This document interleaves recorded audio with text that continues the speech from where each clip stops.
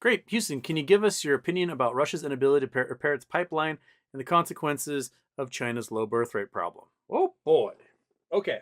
So, for one, Russia doesn't have the industry to do anything with their oil fields.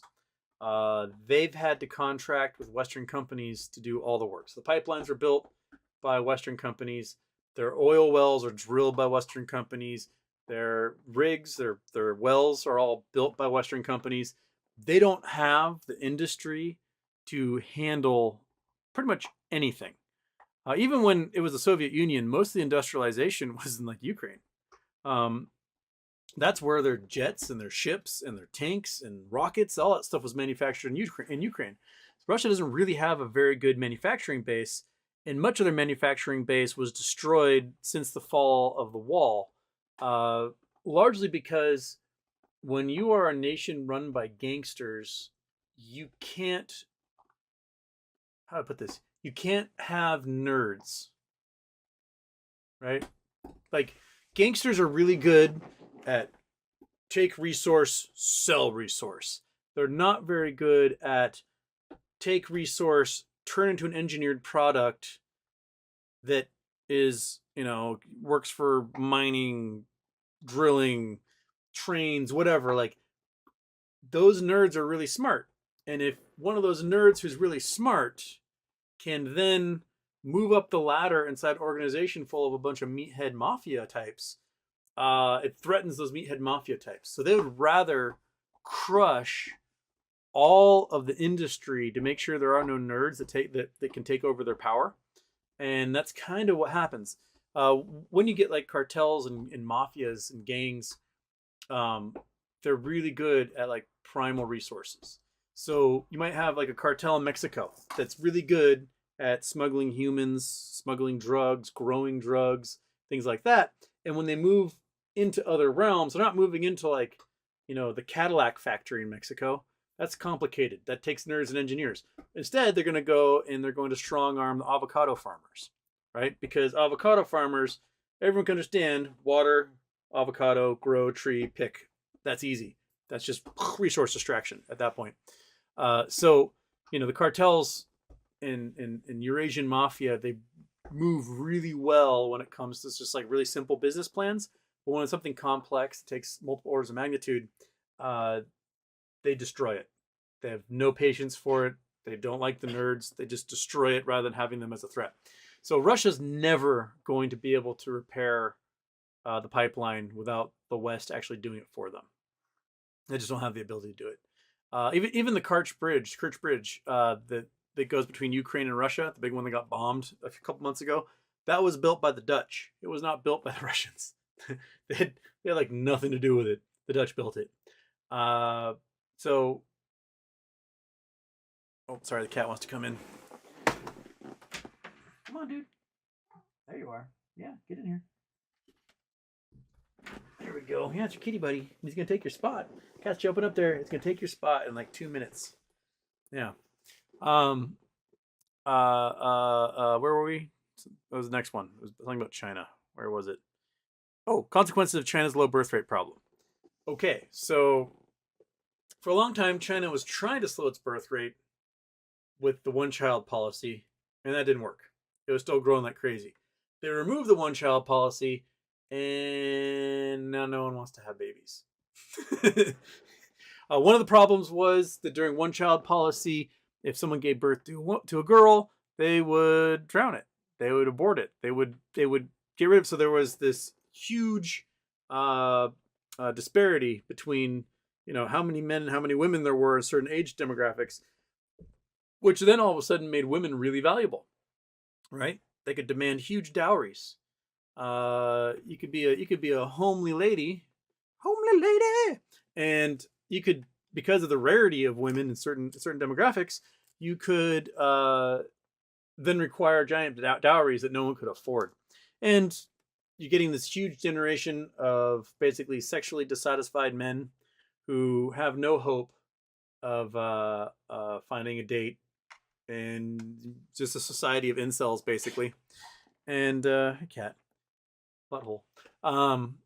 And so China's population is shrinking, and it's shrinking really fast. So next 30 years, the population could drop by like 600 million because it's very old population. Um, so they could lose 600 million people in the next 30 years, and they don't have anything coming back it up, which means you're looking at 2/3 of the population now. So if you thought the real estate crisis in China was bad now, imagine when a third of all the homes are empty, a third of all the businesses are empty. How hard is it to muster 600,000 workers for a Foxconn factory if, you know, monkey, don't be a dick. If you lose all those people. So China's going to have to figure out sort of like what Japan's trying to figure out. You've got this incredibly aging population, no one to fill the void because, quite frankly, you aren't that open to immigration. How do you take care of the old people? How do you fulfill those jobs? How do you do it? Japan is still quite like, don't come here, and they have not learned that you need immigrants. You got to take them from where there's too many people, put them where there aren't very many people. But that's life, man. That's just the way it is.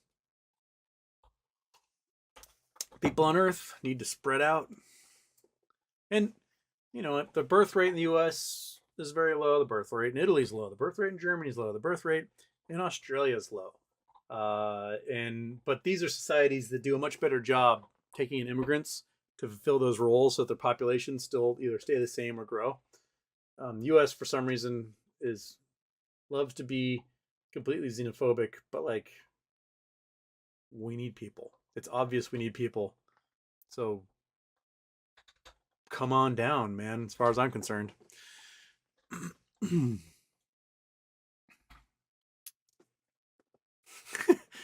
Mark Kilpatrick, the Chinese balloon is carrying the latest strain of COVID. What I love is it looks like they took a satellite that they couldn't launch into space because maybe it cost too much money, and they just stuck it on a weather balloon and went, fly. That balloon's just chilling out. A lot of people are like, shoot it down, shoot it down. There's a reason why the U-2 and the SR-71 were so successful, was because they were so high up, 80 to 100,000 feet up, that there was essentially no way to shoot them down. Like, to build something that could shoot them down would be so prohibitively expensive. They just threw up your arms and went, well, I guess they're getting pictures of everything. And so throwing a balloon up there like that is a great poor man's way of having a U-2 spy plane. Like, U-2 can fly wherever it wants. The balloon, you just got to send it up right when the jet stream is doing what you think it's doing, and it will follow that jet stream. So looks like they're looking for a jet stream to take it over Alaska and then over Montana and down through the southeast. And that, my guess is they had meteorologists waiting and went, now, launch it now. And they flowed that balloon up there, got up in the jet stream, and it went. But yeah, you want to shoot something down like that. There really aren't any conventional weapons we have that could do it. I mean, maybe you could get an SR-71 up at 100,000 feet to like poke it with a needle at 3,000 miles an hour. But beyond that, just wait until all the helium's out of the balloon and it drops somewhere. It'd be neat though to like pop the balloon and then have one of those those like the big grabber things that the planes have to catch parachutes. Have one of those get it. It'd be a pretty cool operation.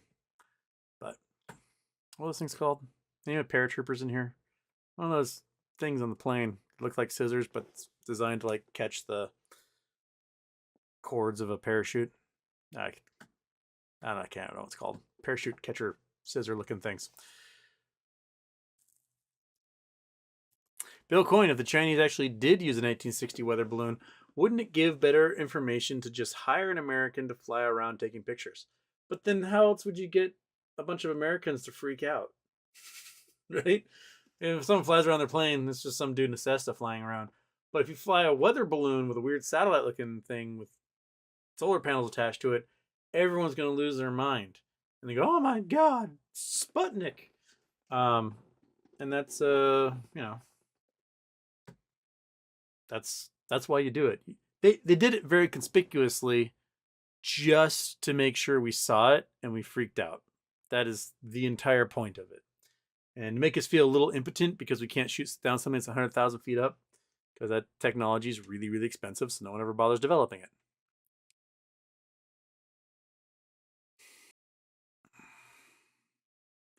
Alexander Hakeem, Houston, where are we on the Russian war? Anything new to be aware of? Thanks. Um, well, Russia is not doing very well. They are losing about 2,000 soldiers a day right now. So what they're doing is they're taking these, what they call the Mobniks, the mobilized soldiers. There's conscription in Russia. You have to go serve in the military for like a year, and then you get out. And when you serve in the Russian military for a year, you're pretty much just dicking around, hoping to get like enough money to pay for an apartment. That's about it. But then you're on this like permanent reserve list, and they can call you up when they need to. So they've mobilized all their veterans, and they don't have enough guns for them. They don't have enough uniforms for them. They're giving them helmets from World War II that are just rusty and broken, and then they're sending them in these waves to go capture positions out in like Bakhmut, and the Ukrainians have an elevated position and just mow these guys down. And then they send another wave and they mow them down. And they're mowing down thousands a day, just taking them out. These dudes just don't have a chance. So while they're doing that, Russia keeps trying to surround Bakhmut with other forces, and they keep getting repelled. So they've not been able to take over that at all. And then Russia's apparently, they claim they're sending tons of soldiers into Belarus, and they're going to go do an invasion. We can bring up a map. Let's bring up a map.